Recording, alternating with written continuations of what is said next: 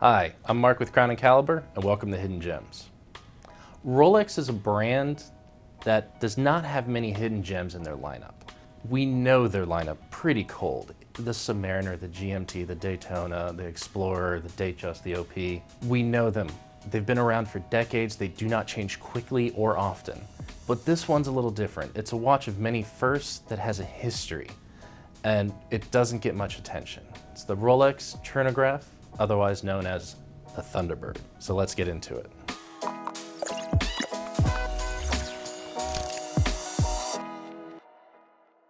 The Rolex Turnograph, aka the Thunderbird. Let's start with the first one, in the 6202. Back in the 50s, when Rolex came out with it, it was the first rotating bezel that they sold. And that rotating bezel allowed for you to time things easily, which made it the first tool watch they ever made. It predates the Submariner. It started the DNA of the sports watch in Rolex's line, because you could now easily time something with it, which became part of dive watches, being able to time dives. A rotating bezel allowed for 2 time zones to be done on the GMT. It's a steel sports watch that is meant to be used for something besides telling time only. And that's what has made Rolex great. They're the ones that you go to when you think of a steel sports watch. It's the Submariner, the GMT, the Daytona, and even the more simpler ones like the Explorer. This is the one that started it.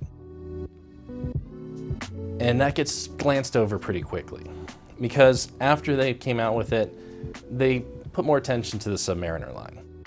And then they took the Turnograph, moved it over to the Datejust line. So it looks like a typical Datejust, but they kept the rotating bezel, hence Turnograph. And that rotating bezel still what made it what it is. It's still a tool watch because of that. And became such a popular tool watch among aviators that the United States Air Force Thunderbirds saw it. One of the pilots actually had a personal one, used it to time while flying, and it was so simple, and all of his fellow aviators loved it so much that the United States military actually bought them for the pilots. So it became one of the first military watches by Rolex too.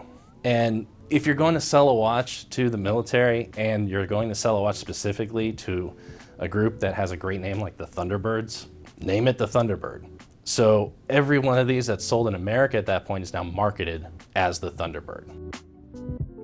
And I think that's another first for Rolex, because we all know the Hulk, the Kermit, the Pepsi, the Batman, all the cool nicknames are part of Rolex now.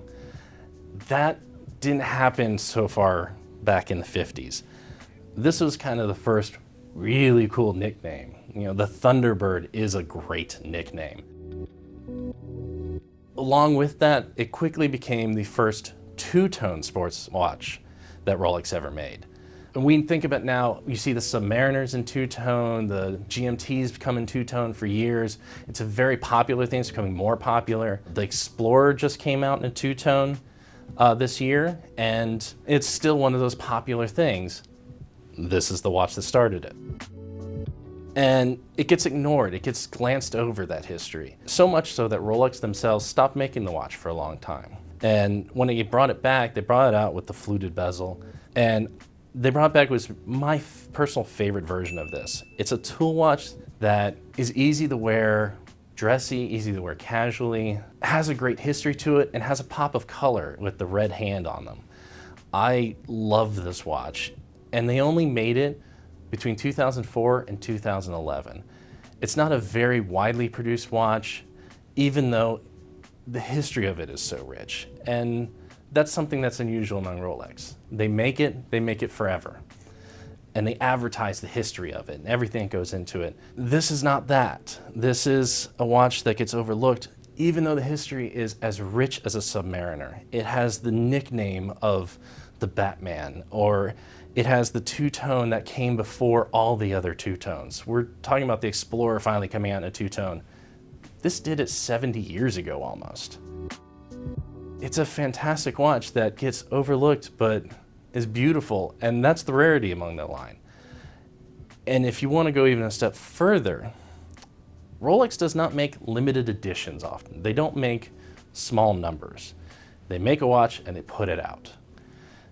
There's actually 2 limited editions of this that were primarily sold in Asia, primarily in Japan, that have the Rolex green for the second hand and date wheel.